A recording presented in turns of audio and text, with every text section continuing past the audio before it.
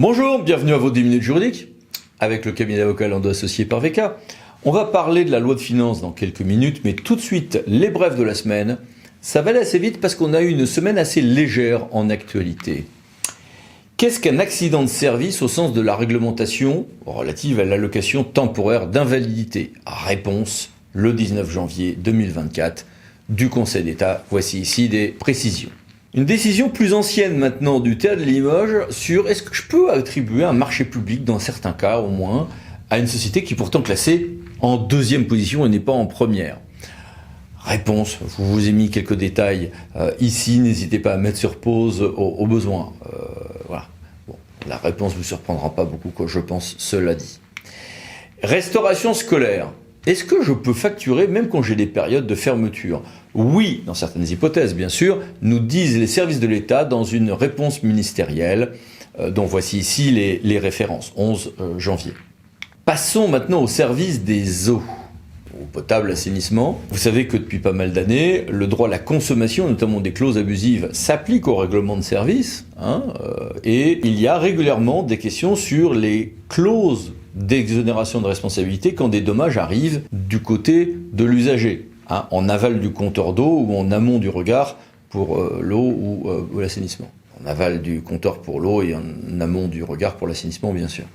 Eh bien, le TEA de Saint-Martin a rendu une décision très intéressante, mais qui enrichit un corpus jurisprudentiel qui devient assez riche, sur le fait que les clauses d'exonération de responsabilité sur ce qui se passe par exemple en aval du compteur d'eau ne peuvent pas être rédigées aussi simplement que ce que l'on voit souvent. En urbanisme maintenant, le Conseil d'État nous a dit dans quel cas, alors évidemment ça s'apprécie en fonction des rédactions de chaque PLU, mais dans quel cas une unité de méthanisation sera considérée dans le PLU comme relevant d'une unité agricole. Donc intéressant avec le développement en plus du biogaz. En matière d'urbanisme toujours, ça y est, et ça a été vite cette année, on a la diffusion des données cadastrales 2024 avec pas mal de choses supplémentaires. Voici à regarder sur cadastredata.gouv.fr. En matière d'intercommunalité, ça concernera les droits spécifiques de la métropole de Lyon, mais par ricochet, ça va alimenter la réflexion de toutes les intercos. Est-ce qu'un président d'intercommunalité peut, par arrêté, créer un permis de circuler pour les taxis? Il peut prendre un certain nombre de choses s'il a le pouvoir de police dans ce domaine. Mais ça va pas jusqu'à un permis de circuler parce qu'au minimum, cela empiète sur les pouvoirs donnés au préfet en ce domaine. CA de Lyon, 19 janvier 2024. Et puis allez, un petit satisfait sur une base statistique certes faible, mais Transparency France en 2020 et 2021 va demander à un certain nombre de candidats, volontaires à cet effet, de s'engager sur un certain nombre de mesures de transparence, de bonne gouvernance démocratique. Et finalement, après, à mi-mandat ou presque mi-mandat, on arrive à un plutôt assez grand satisfait sur l'échantillon de ceux qui s'étaient engagés auprès de Transparency à respecter ces bonnes pratiques. Et puis, évidemment, l'actualité de cette semaine a été largement dominée en termes juridiques et politiques par la décision du Conseil constitutionnel sur la loi immigration. Voici ici les références. L'autre grand élément de l'actualité politique étant évidemment les grèves touchant le monde rural. Il est possible qu'il y ait des conséquences pour le monde public. On en reparlera dans ces cas-là, par exemple, la semaine prochaine. Pas de mini-brève cette semaine, puisque l'actualité a été légère. Abordons maintenant notre grand dossier, décortiquage de la loi de finances pour 2024. Alors, la Banque Postale, comme tous les ans, a fait un décortiquage assez fin de la loi de finances pour 2024, mais en plus diffusé, il y a un PowerPoint et un document papier papier téléchargeable en PDF assez précis, qui s'appelle le DOB en instantané. Sur tout ceci, j'ai voulu poser des questions à Luc-Alain Verviche. Bonjour Luc-Alain. Bonjour Eric. Alors, première question. On note tout d'abord un petit effort de l'État sur les dotations, à commencer par la DGF. Puis on parle d'évolution sur ce point. Il y a même un grand chantier qui a été lancé sur ce point en fanfare devant le comité des finances locales le 23 janvier 2024. Est-ce que tu peux nous en dire quelques mots ? Il y a un effort de l'État en 2024 à hauteur de 320 millions d'euros comme l'année dernière, mais ça c'est relativement inédit puisque jusqu'en 2017 la DGF avait baissé, entre 2017 et 2022 elle avait été stabilisée. C'est vrai que l'État, à qui on demande une indexation sur l'inflation, mais qui n'a pas voulu céder sur ce point, a quand même, je crois, fait un effort significatif. À 320 millions d'euros, on n'est pas très loin en 2024 de l'inflation prévisionnelle, donc c'est assez intéressant.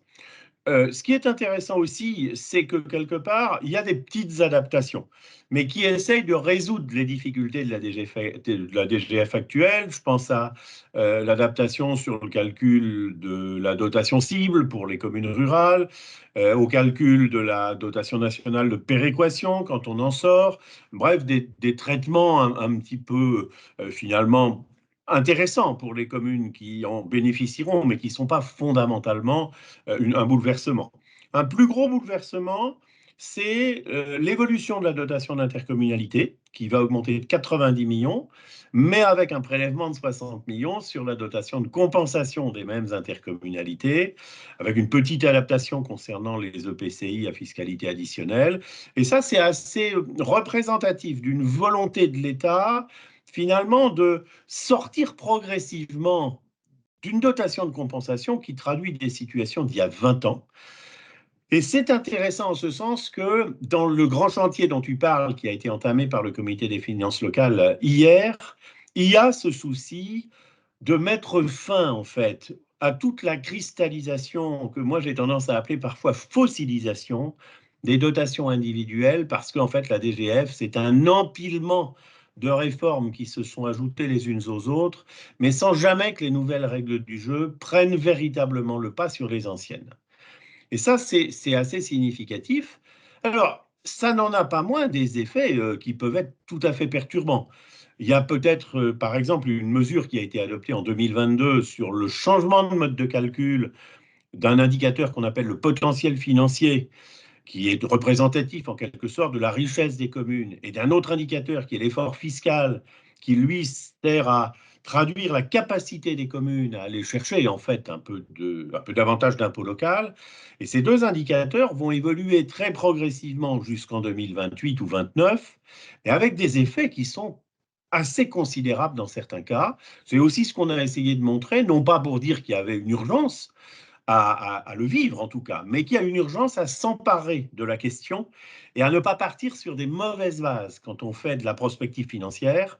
Filet de sécurité, bouclier. Allez, sur ces terrains qui ont été très importants, mais qui ont donné lieu à beaucoup de frustration de collectivités qui se découvraient non éligibles in fine, on a une prolongation, mais toujours un nombre limité de bénéficiaires, c'est ça?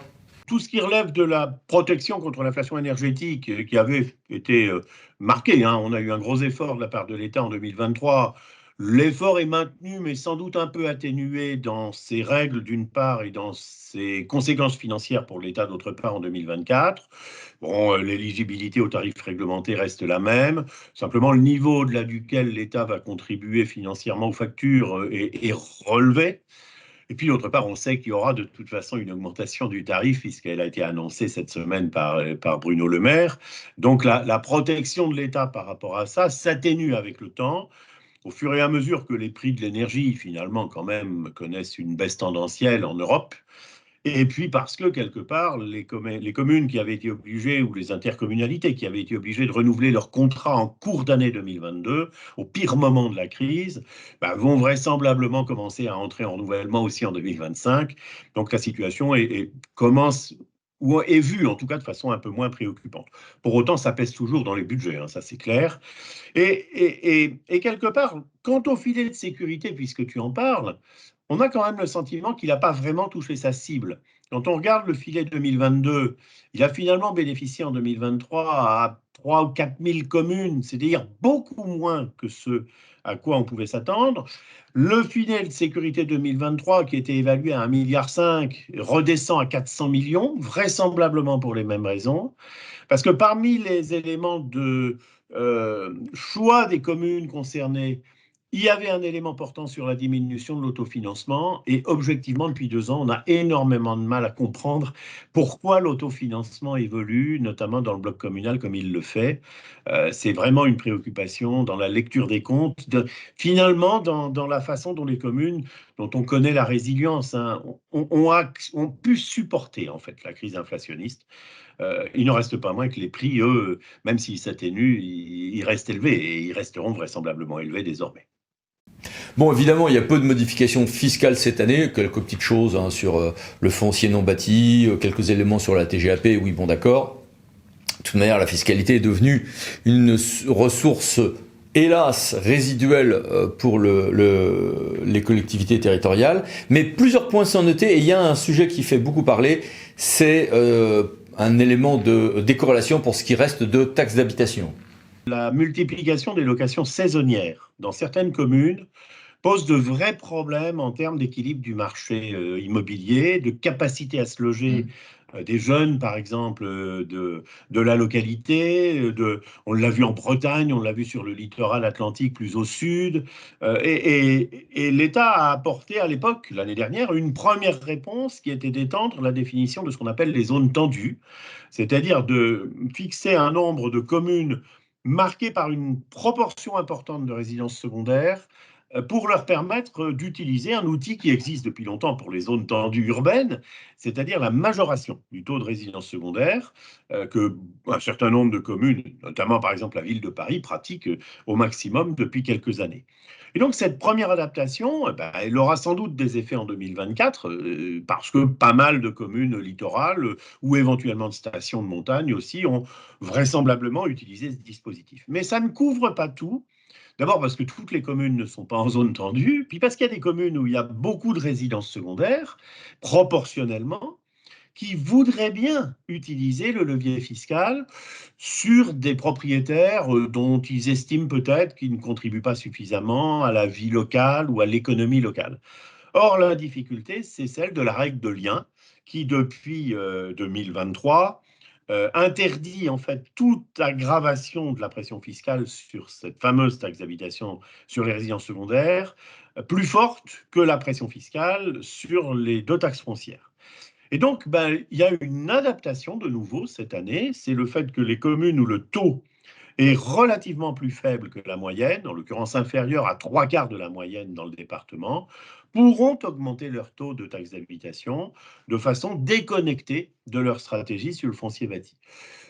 On n'est pas convaincu que ça touche énormément de monde. On est en train de faire un certain nombre de tests. On n'est surtout pas convaincu que ça touche tous ceux qu'il faudrait toucher, notamment dans les intercommunalités qui ont la même capacité, mais avec une référence au taux moyen français des intercommunalités. Or, le problème, c'est que par nature, les intercommunalités urbaines sont en général en fiscalité professionnelle unique et que ce sont celles dont le taux de la taxe d'habitation est, pour des raisons historiques, plus élevé qu'ailleurs. Ouais, donc là, on va toucher surtout des communautés de communes très rurales, sans la ville-centre et néanmoins très touristiques, littoral, breton, normand ou autre, ce genre de choses. C'est vraisemblable. C'est vraisemblable. Donc cette loi de finances initiale semble être un inventaire à la Prévert, plutôt sans ligne rouge. Mais en préparant cette intervention, tu m'as dit que si, il y a une ligne, mais c'est une ligne verte. C'est un fil vert d'abord parce qu'il y a deux mesures significatives qui ont été adoptées dans la navette, qui sont la mise en place d'abord d'une annexe verte sur les investissements pour toutes les collectivités d'au moins 3500 habitants, annexe obligatoire qui doit traduire en fait le niveau des investissements réalisés suivant qu'ils sont positifs ou négatifs au regard des engagements de l'État, donc de la France, en matière de transition écologique. Et puis une deuxième annexe qui elle est facultative, alors qu'on appelle l'annexe dette verte d'un certain point de vue, qui vise à montrer quelle est la part des financements, notamment des financements par emprunt, qui auront, eux, permis la réalisation d'opérations favorables à la transition écologique. Autour de cela, on retrouve le débat qui avait été animé déjà au sein du gouvernement l'année dernière, hein, sur l'identification d'une dette verte qui serait plus vertueuse et d'une dette non verte sur laquelle, en revanche, pourrait éventuellement porter la contribution des collectivités locales à l'effort de redressement des finances publiques. Bon, on sait que sur la nature même de la dette verte, il y a ensuite un débat entre les organismes prêteurs, hein. Certains, et c'est notre cas à la Banque Postale, considèrent qu'on peut cibler des prêts vers des opérations identifiées comme positives pour l'environnement. D'autres considèrent que par nature, l'investissement public a une vocation d'intérêt général et donc il faut trouver d'autres méthodes. Je pense que ce sont des éléments qu'il est utile de discuter. En revanche, je pense que beaucoup considèrent, derrière les difficultés techniques qu'il ne faut pas négliger et qui aujourd'hui montre bien la nécessité d'abord de faire monter les expérimentations et ensuite de voir comment on peut essayer de les rassembler. Je pense qu'il y a une adhésion quelque part de l'ensemble du monde local à la logique de la transition écologique à l'identification de sources de financement pertinentes.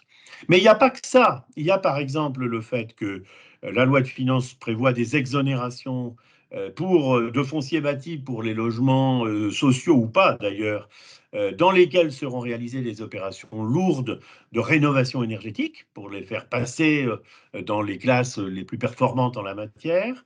Il y a le fait que, par exemple, la dotation qu'on appelait au départ biodiversité, qui s'appelle dotation aménité rurale, mais qui reste une dotation de nature écologique d'un certain point de vue, voit son volume plus que doubler en passant d'un peu plus de 40 millions à 100 millions d'euros et en étendant son bénéfice à une grande partie des communes sur lesquelles se trouvent des aires protégées, par exemple.